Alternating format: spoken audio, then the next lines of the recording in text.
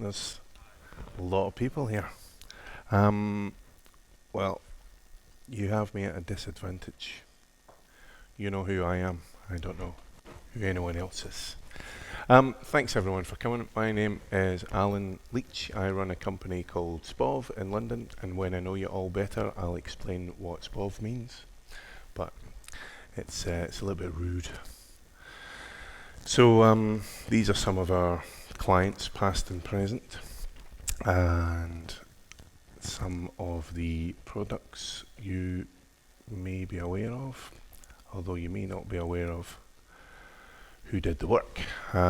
We don't do a lot of PR, public-facing social media, because I'm too old and I don't understand. But I've always tried to make the work speak for itself. So we're a very small company, but we do very high-end work,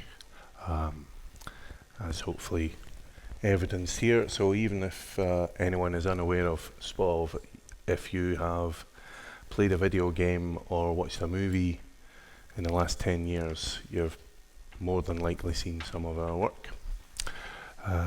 So what I would like to do is start with a showreel from last year, because we haven't completed this year's showreel yet. Then I'm going to go back in time, how we started, and how Cinema 4D has been hugely instrumental in our success. So I will start with last year's reel, and please excuse me if it's ear bleedingly loud.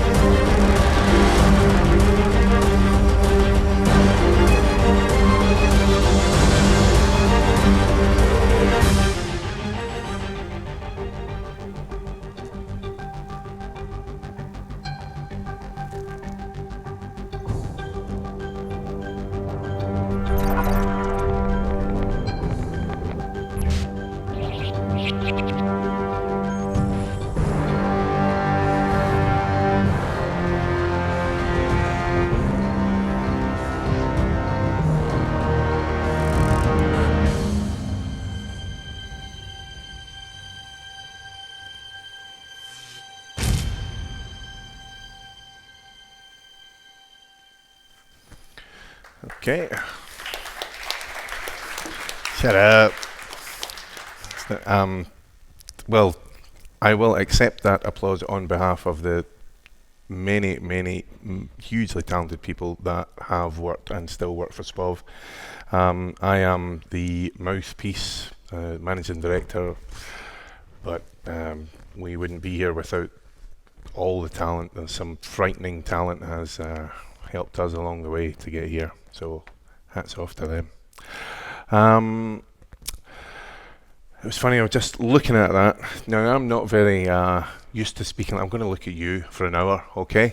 All right, okay. I'm going to talk to you. I'm not accustomed to public speaking, as I'm sure is probably obvious already. So what I'm going to do is start at the beginning. How we kind of, I personally did a degree in product design 30 years ago. And I kind of missed the boat for CAD. When I started college in Edinburgh, the computer lab was 2 BBC micros. Do you even know what a BBC micro is? Ask your dad. Then when I left, they had just taken delivery of a huge suite of Alias Wavefront workstations. So I was incredibly envious and determined to chase that boat. And it took a long time, but I think I caught the boat. After going around and around, chasing every computer-aided design outlet possible, I settled on, in London, and I was predominantly doing graphics for TV. And I'll show you. Some of these are quite painful to watch for me now, but yeah, let's do it, eh? Well, what is it? Warts and all is the phrase. This was my first paying job in motion graphics, and thank you to Mr. Simon Howley, a friend, producer. Oh, has it got no audio? That's good. It's good that it doesn't have audio, because the audio is as clunky as the graphics are. Whoa. Yeah? Still does it. Where would we be today without spinning logos? Nowhere.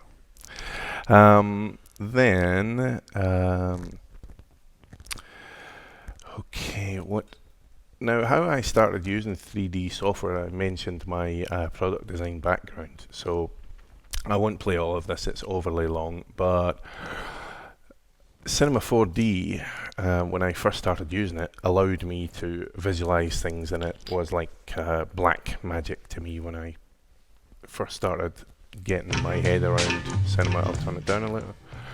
So this is a sketchy design for what initially was a table lamp. And the beauty of Cinema 4D is that I didn't do 4 years studying a piece of software, or I didn't do 4 years studying computer graphics or visual effects. I spent 4 years studying design, product design specifically.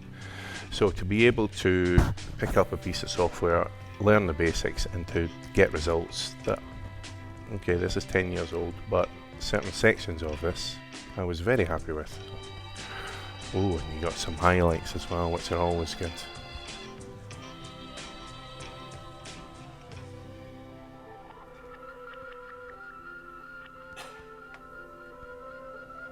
Yeah, see, I'm getting better, eh? Yeah. Okay, goodbye. Before I picked up Cinema 4D, I was playing with a piece of software called Infinity. Now, just as a test, anyone in the room ever heard of that? So I know what age group I'm dealing with. Anyone? Nobody? Fantastic. Okay. Okay. Ask your parents if your parents are visual effects artists. Now, I believe it would be a good time to move it. So that was my first paying job, which led to my second paying job. I was very lucky to, in inverted commas, become involved with a TV show, which I'm slightly embarrassed about now because I'm more of a hippie now than I was 12 years ago. It was all about guns and ammo. Yeah, so this is the show.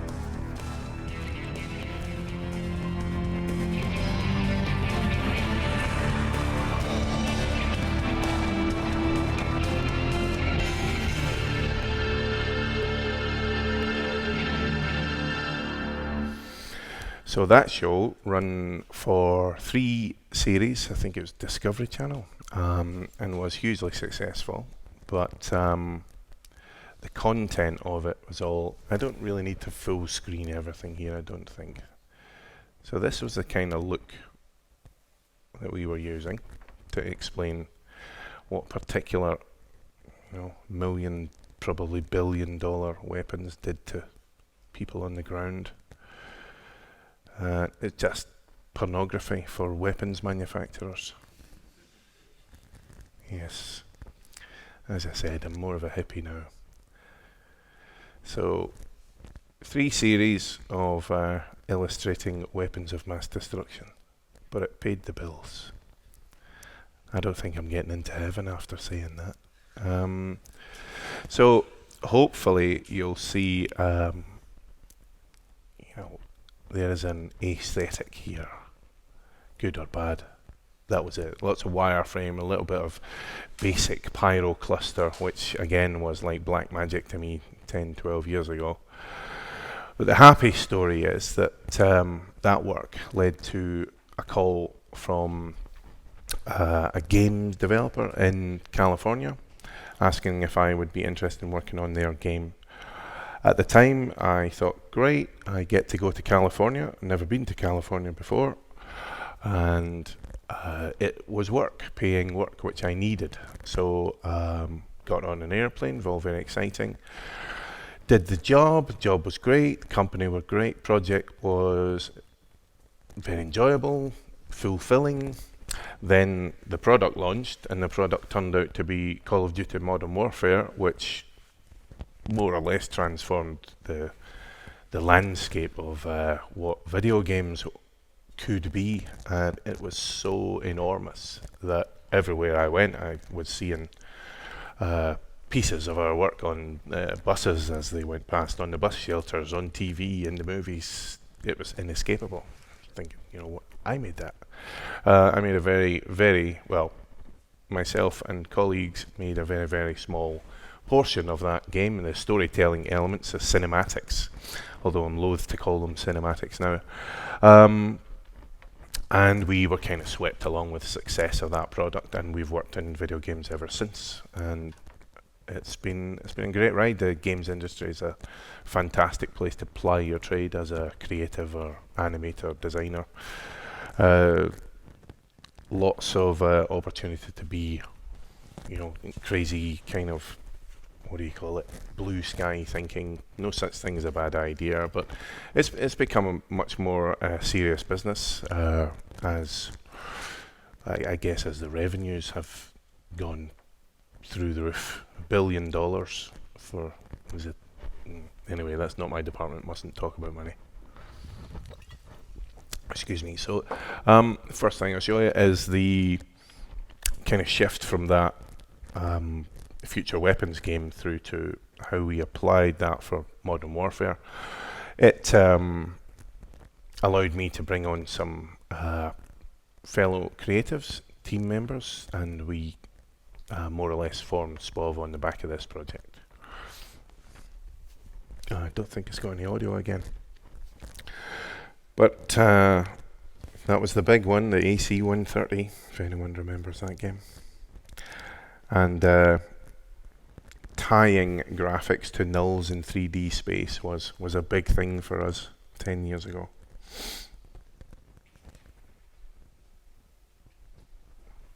I know it looks clunky now. It was the business. Ah. The polygon count will look like the meshes are very small, but they're still pretty good. Sorry, I couldn't see who was talking to me there. That's the kind of thing 10 years ago I didn't even know about. We would, in fact, to this day, I still try and bust the computer, and I don't tend to work in terms of technical limitations.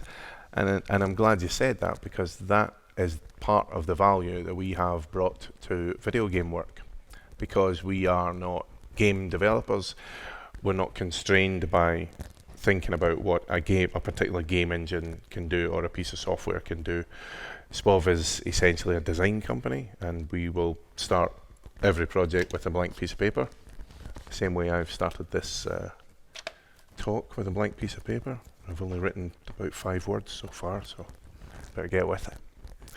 Now, that was obviously a big success, Modern Warfare. That led to a producer at Activision giving us a call back the next year, and we worked on something called World at War, which I would rather skip at this moment. If we need to, we'll come back to it. and I think it would be sensible to show how the aesthetic developed 2 years later for Modern Warfare 2. Hopefully we have some audio here.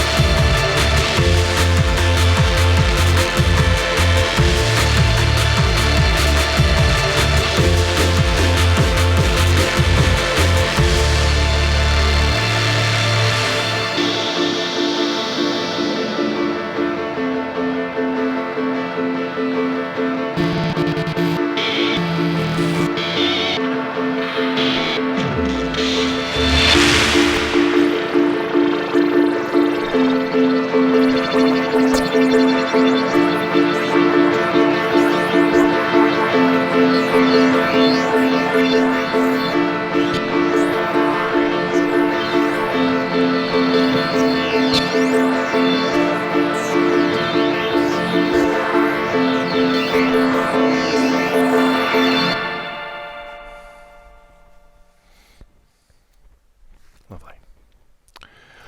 I'm aware that I haven't talked about Cinema 4D too much so far, but if I just open that again, I think the reason I don't talk about it too much is because it's ever present. It's in almost everything we do.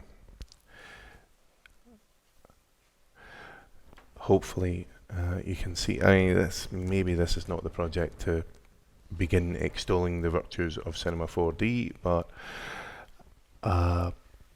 there's so much that non-specialist, we are generalists almost. We occasionally bring in specialists for things like fluid simulation, fire and smoke, character animation, but generally the core team at Spov is comprised of generalist designers, animators, CG, VFX generalists, very talented people, but not dedicated to one particular discipline.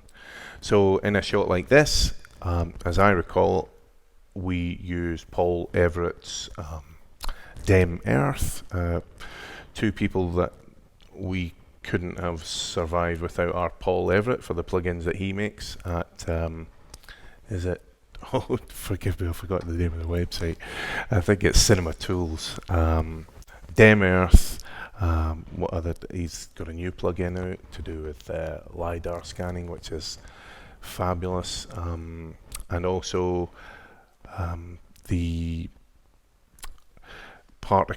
X Particles and Mike Batchelor. I've been friendly with Paul and Mike for a long time.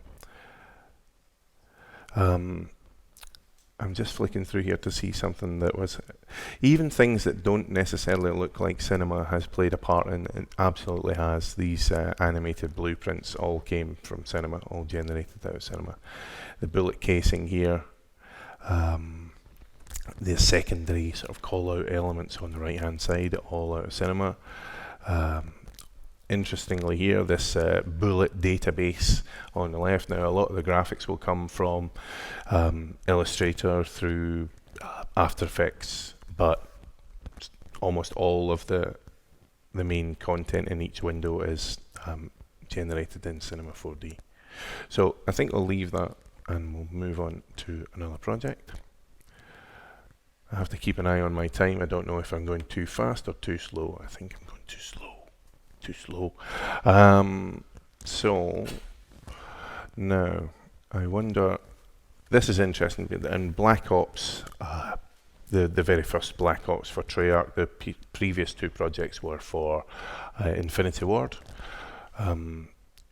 For Black Ops, things got quite a bit darker. Let me just make sure this is the correct one. I think it is. And this reel for Black Ops is quite filmic and dark and hopefully unsettling. But there's still, we still couldn't have achieved this without cinema, and we might go back and oh, that's not the right one because you kind of need the audio on this. I'll let it play for a moment or two.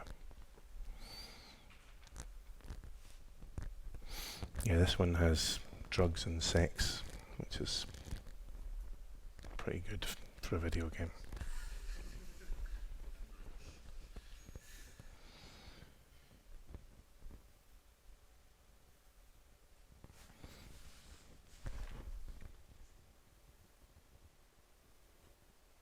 Yeah, I'll find a frame to stop it and show you where.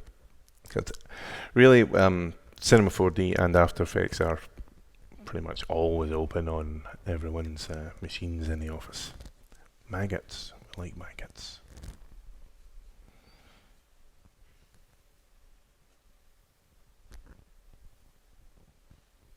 Oh, missed it.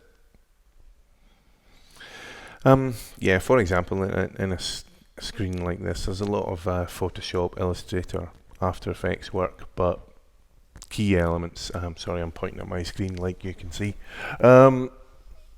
these things we couldn't generate without Cinema 4D. Oh, this,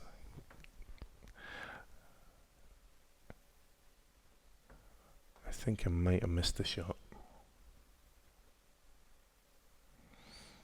Anyway, hopefully I'll find a version of that has audio because the audio is great. Another small anecdote about that project is I once showed it on set. I wasn't working on the job, but Star Trek, the reboot of Star Trek, so I showed I was introduced to J.J. Abrams and I showed him our reel for Black Ops, and his only comment was on one particular shot. He said, "That shot's great, how did you do that?" And that was the one archive shot that we bought off the shelf. How did you do that? We bought it.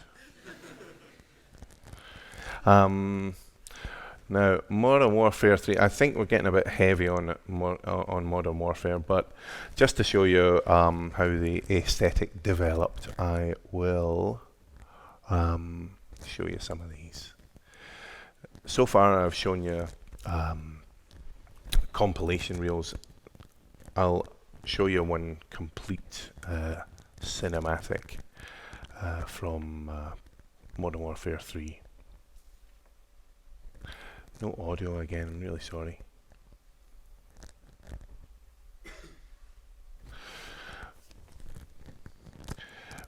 But hopefully you can see that the wireframe aesthetic that came from all the way back at the Future Weapons TV show has developed and been refined over the years. It's ever present.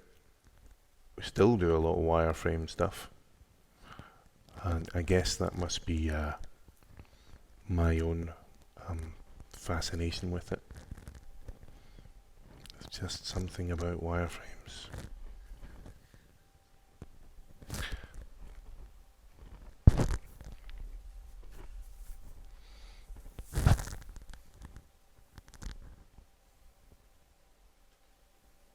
Okay. Would have made more sense with audio, but there you go. Now, this will be good. Hopefully. Again, showing the development of the treatment that we'd refined over the years. We worked with the and company 72 and Sunny in the States to create a TV ad. I love this because so I think we should leave Call of Duty alone for a while. Another game franchise we've been lucky enough to be involved with is the Arkham trilogy from Rocksteady, who are based in London. What I think we should show first, another thing we've been lucky enough to do with game developers over the years is help develop game concepts coming in even before development starts. And this first thing I'm going to show you here is something we did with Rocksteady really before, not that one, before development started. This was trying to, it's a green light movie, if that makes any sense to you, and this is about trying to get more money out of the publisher. That's really what this is about.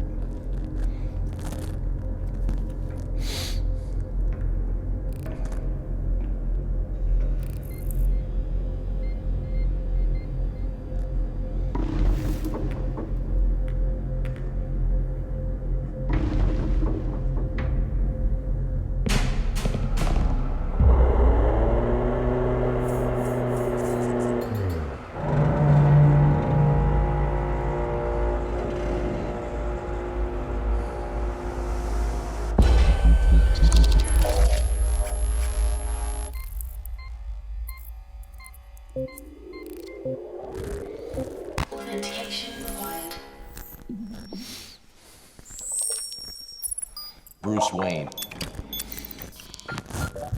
Welcome, Mr. Wayne.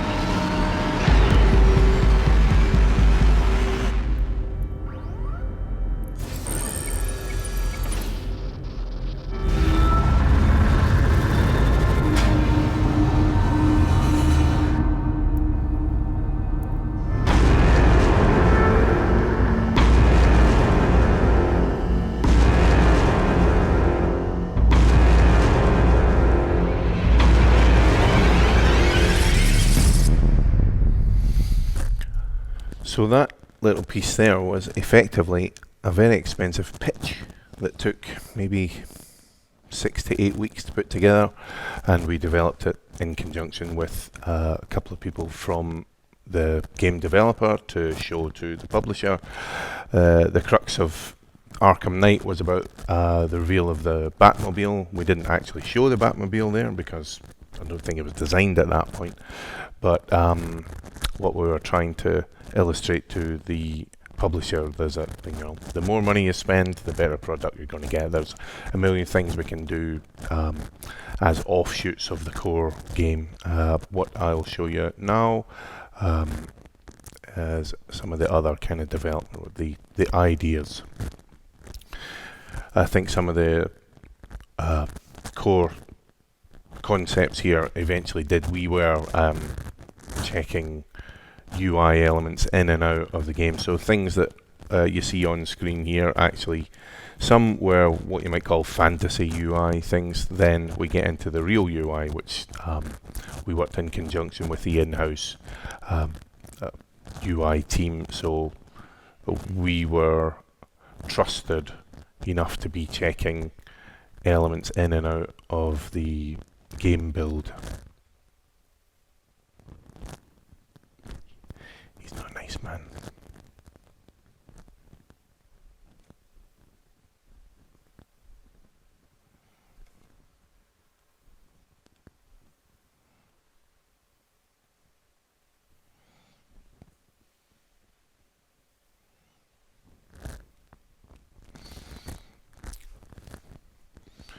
everything you're seeing on screen here is generated with Cinema 4D. I should also point out as well, we're using Cinema 4D a lot more for creating UI elements than we ever did before. Rendered in the orthographic views straight out of Cinema.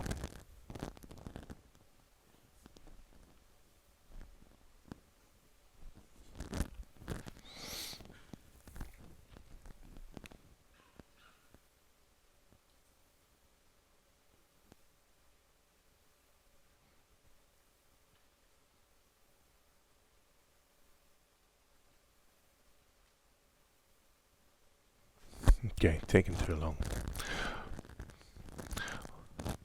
All of these had audio last time I checked. Oh. Now that's an interesting one to stop on. Or is it? Yeah, here. When we finally did receive a model from the developer, what we were asked to do was generate some sexy graphics for packaging. So this is maybe 6 passes rendered out of Cinema 4D using plugins from Paul Everett again. This was wire shader I used on this one. Any number of there's a glass, I think there's an X-ray pass in this, then wireframe, probably 2 separate wireframe passes, and then all comped together in After Effects, and some 3D graphics added in After Effects. But these kind of graphics appeared on the packaging of the physical model you could buy from Warner Brothers. So let's try and find something a little bit cheerier to talk about, shall we? Something nice. We don't do a lot of nice. I do have, okay, we'll get to the nice stuff later. There's only one conceivably nice project on here. He had come from Haven. He said he was tired. Tired of hiding. Tired of fighting and running. Tired of life underground. I'm showing you this because even in the most unlikely cinematics or pieces, any shorts that we make, that shot there was Cinema was instrumental in creating that shot. They had found us. That's what he told me. It's no longer safe. They know we're here now. I have to leave. I have to get to New York. And he told me how he got here. We floated downstream. We walked, hid, and slept. We fought and ran through dust and dirt. We met others, men and women, children. Children like you. Remnants who still believe we have a chance. That's when he left. He had saved my life, so I followed him. I don't know what will happen. I think I might die. I just don't want to feel scared anymore.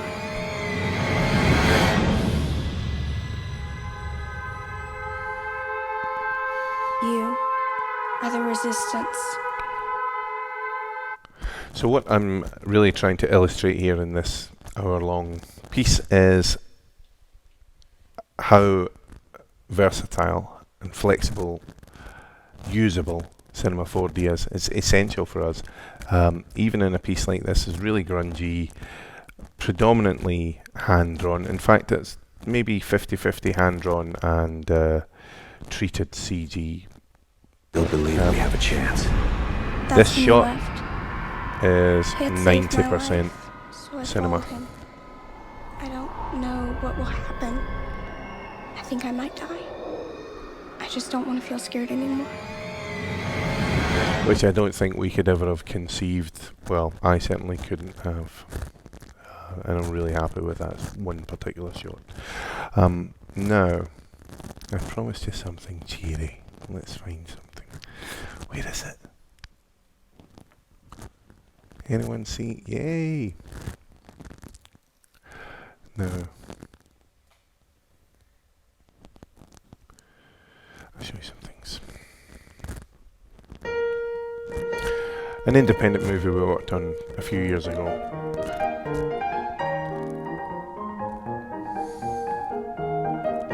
Predominantly hand-drawn, but always cinema plays its part.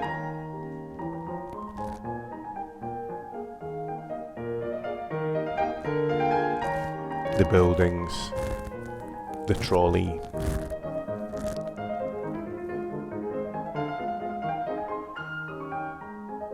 the airplane. I don't think I'll let that one play because it starts to become not much more than an end crawler momentarily. And I'm conscious that I'm low on time.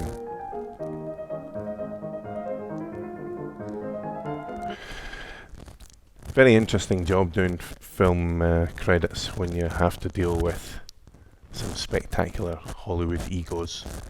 I remember a discussion about that little toy aeroplane obscuring too much of someone's name for tenth of a second. Oh well. Maybe if it had been my name I would have felt differently about it.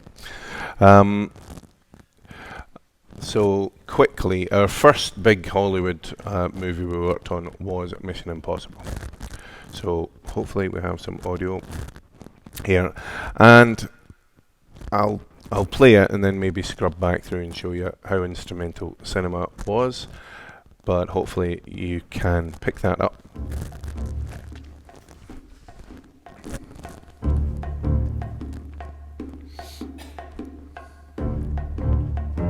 Flying fingers.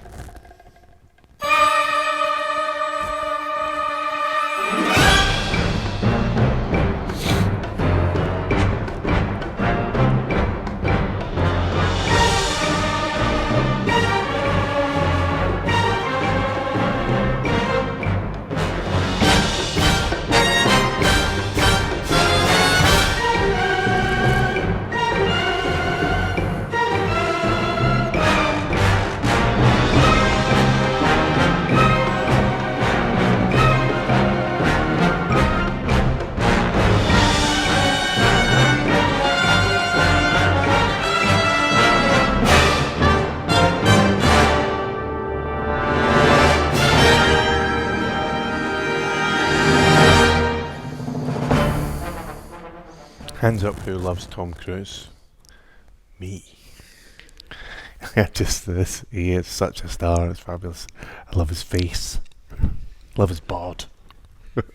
I don't really. I made that up.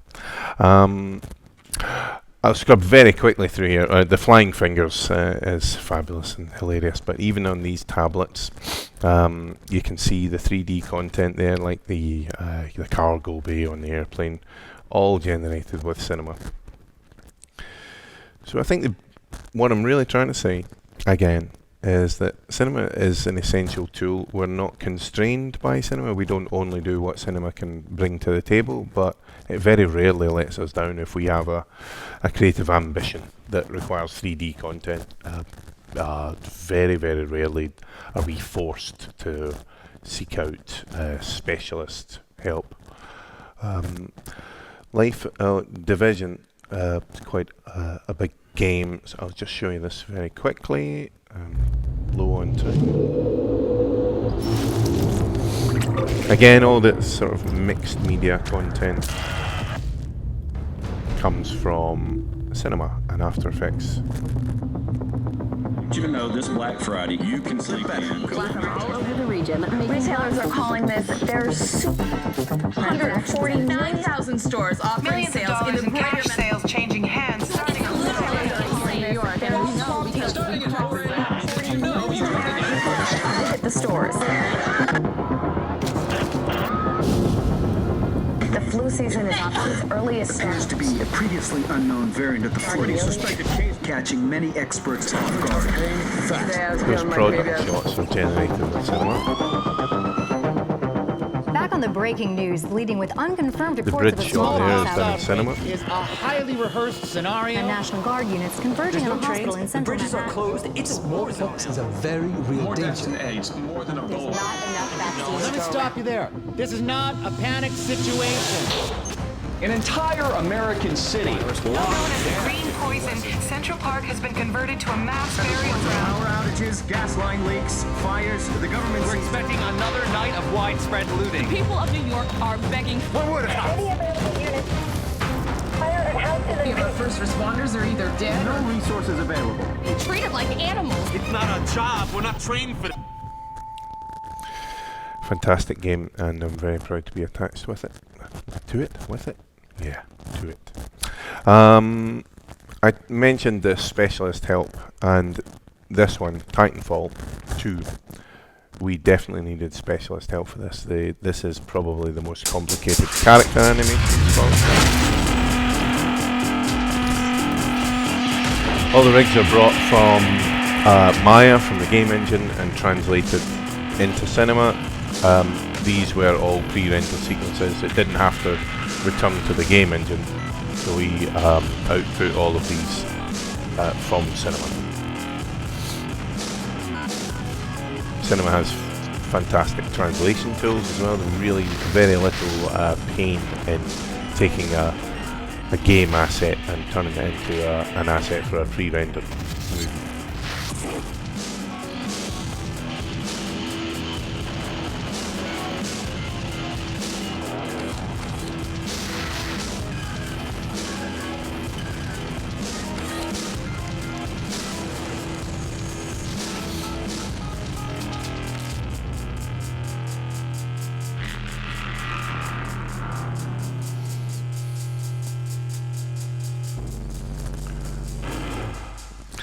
Another superb game I'm very proud to be associated with. The people responsible for Titanfall, a lot of them were responsible for making Call of Duty great back in the day as well. Now, this is something I might show you. These are predominantly filmed live action sequences. Let me just scrub it to see if it's relevant. I don't think this is particularly relevant. It's predominantly live action work. And drugs.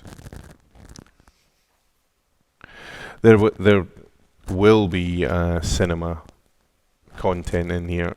It's just, less than usual. It is worth showing for the fact that the level of commitment at Spov is quite spectacular. There are torture scenes in here where my colleague Paul allowed us to shave his head and hang him upside down. We stopped short of hammering his toes. That's the next one. Now, a couple of recent projects. Doctor Strange. Kind of a small job for us, but one that we're very...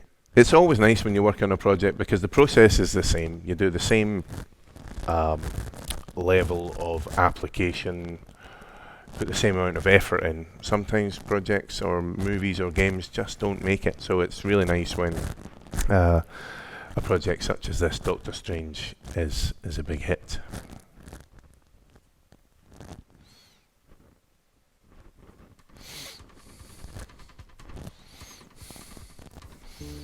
That took a long time.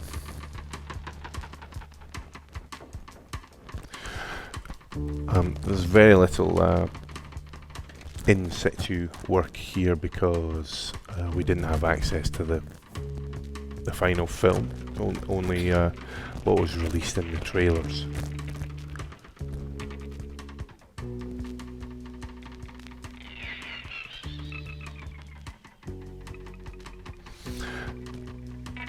There are a lot of detailed UI designs in here, but again, the core content, this hand here for example, cinema, all the hero content in all the screens is generated with cinema.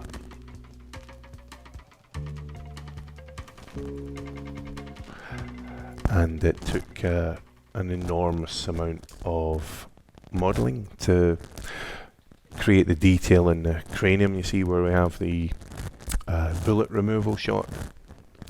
We were forced to buy off-the-shelf models of anatomy models, but they had nowhere near the detail in them, so it took weeks of very detailed modeling to achieve that realism.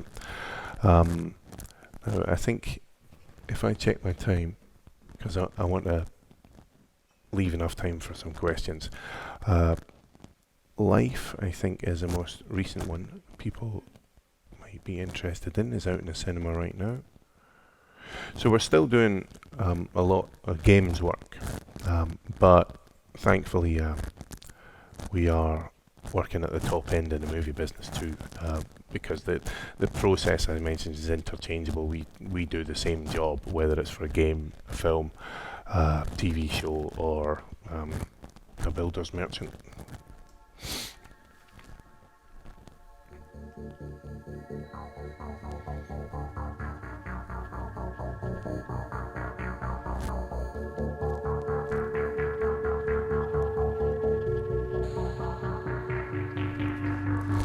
The atmosphere at 39 minutes of life flight zone.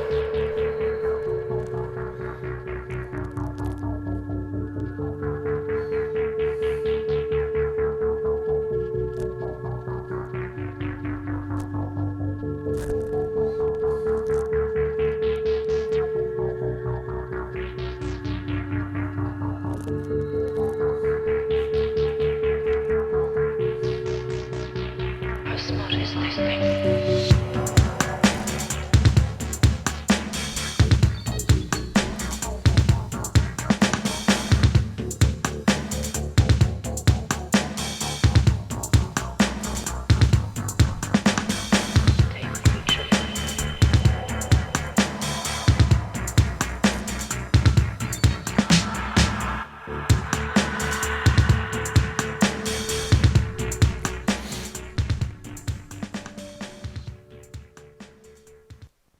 Again, that was lucky I stopped on that one. This was a great job for us. Worked with a great art director named Felicity Hickson, and a shot like this makes me very proud because it's full of our work. There's a couple of actors in there, but who needs them? Okay, we can leave. Thanks everyone for coming. Oh, enough. Thank you.